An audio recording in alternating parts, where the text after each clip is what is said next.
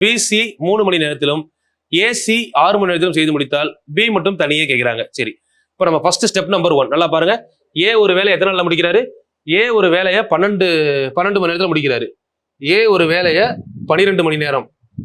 PC 3 AC 6. PC 3 AC 6. ஏ 12 மணி நேரம், பிசி 3 மணி நேரம், ஏசி 6 மணி நேரம். சரிங்களா? ஒரு வேலையை முடிக்கிறாங்க. இப்போ ஸ்டெப் நம்பர் 1. ஸ்டெப் நம்பர் 1 3க்கும் எல்சிஎம் பார்த்தீங்கன்னா 12 பைக்ஸ் வருமா? இது ஸ்டெப் நம்பர் 1.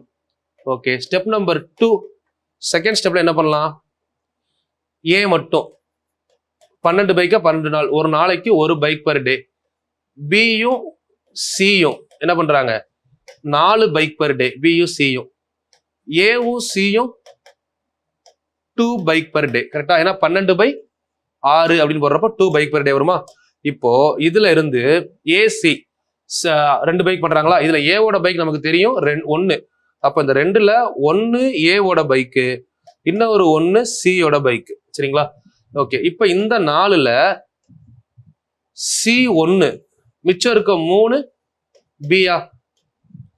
இப்ப எடுத்து எழுதுங்க. ஏ ஒரு நாளைக்கு ஒரு பைக், பி ஒரு நாளைக்கு 3 பைக், சி ஒரு நாளைக்கு ஒரு பைக். இப்ப நம்ம கால்குலேட் பண்ணதெல்லாம் எடுத்து வச்சு இந்த ஈக்குவேஷன்லாம் கரெக்டா வருதான்னு பாருங்க. 3 1 4 1 1 2 எல்லாமே கரெக்டா வருதா? ஓகே, இதை இப்போ மைண்ட்ல வச்சுக்கோங்க. சரிங்களா? இதுல இருந்து நம்ம கேட்டிருக்க கொஸ்டின் என்ன பாருங்க.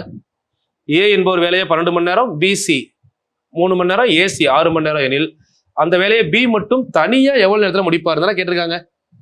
ஓகே, அப்ப பி மட்டும் தனியாக அப்படின்னு சொல்றப்ப நமக்கு எவ்வளவு வரும்? மொத்த வேலை 12. பி மட்டும் தனியா பண்ணா ஒரு நாளைக்கு எவ்வளோ? 3. 12/3ன்னா 4 டேஸ்ல முடிப்பாங்க. 4 நாளில் வேலை முடியும். சரிங்களா? கொஸ்டின் கரெக்ட் ஆன்சர் 4 நாள்.